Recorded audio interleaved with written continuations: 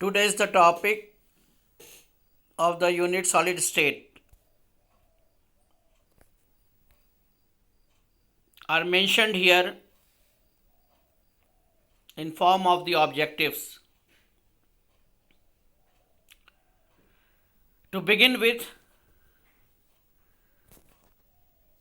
we will come across with general characteristic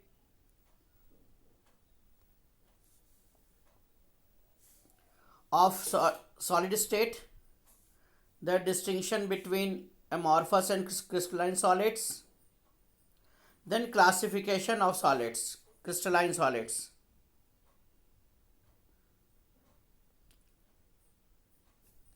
Okay. So first of all, we will directly go with the point 2, the distinction between amorphous and crystalline solid.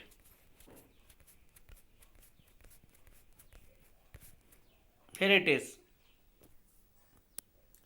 The distinction between crystalline and amorphous solid. As far as the shape is concerned, the crystalline solids have geometrical shapes and they are specific one. Cubical, pyramidal, monoclinic, triclinic, there are many, and we will go one by one in the coming lectures. And amorphous are irregular in nature. Similarly, melting point, crystalline solids have fixed melting points or the characteristic melting point, whereas amorphous solids have a range of melting point. Cleavage property, when they are cut, so they cut with the clean edges, smooth edges. Here we get the rough edges, irregular edges, like the thermocol. It is an amorphous solid. On breaking it, on cutting it, you can very well see the smoothness and the roughness of the surface. Heat of fusion, ये fix होता है, just like melting point, boiling point. This value is also fixed, but in case of amorphous, they are not fixed. Similarly, the properties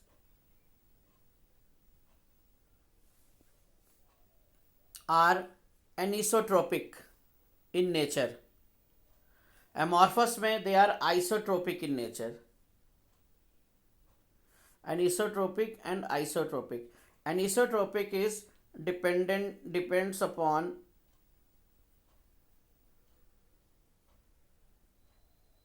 direction.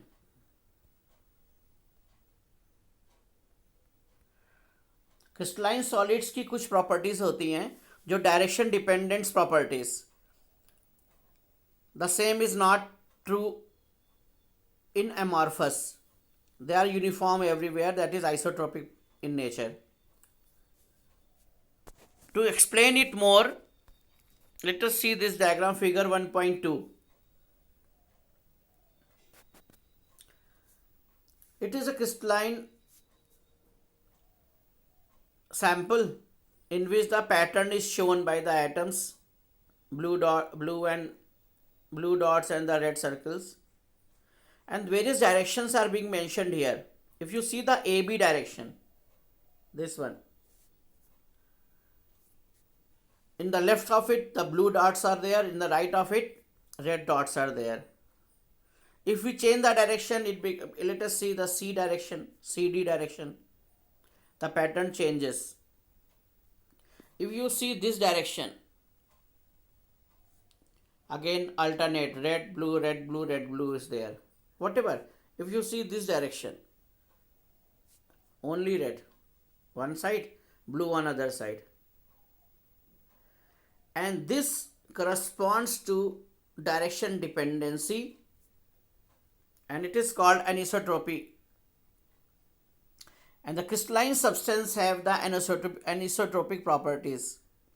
The properties of crystalline substances are anisotropic. The examples are written here. Electrical resistance, refractive index, optical density. They are all direction dependent. Clear? The properties of crystalline substances are anisotropic, whereas isotropic properties are of amorphous solids. Pattern of arrangement. Here the pattern of arrangement is long range order in the crystalline substances, but in amorphous it is short range order. This can be understood by this diagram, this one. If you see this,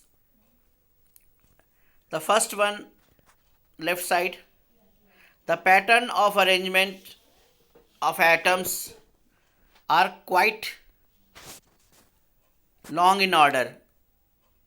Almost 10% atoms or the particles are arranged in a systematic, well regular manner, whereas in the second diagram the patterns are seems to be in pattern, in order.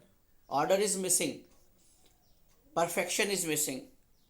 The second is an example of amorphous solid where the particles are arranged not in 10% up to some extent, but here the particles are arranged nicely up to 10%, you can say, and this gives the long range order in crystals, and here it gives short range order. So this is the topic. First topic, the difference between crystalline solid and amorphous solid. I hope you understand. Good day. Stay safe.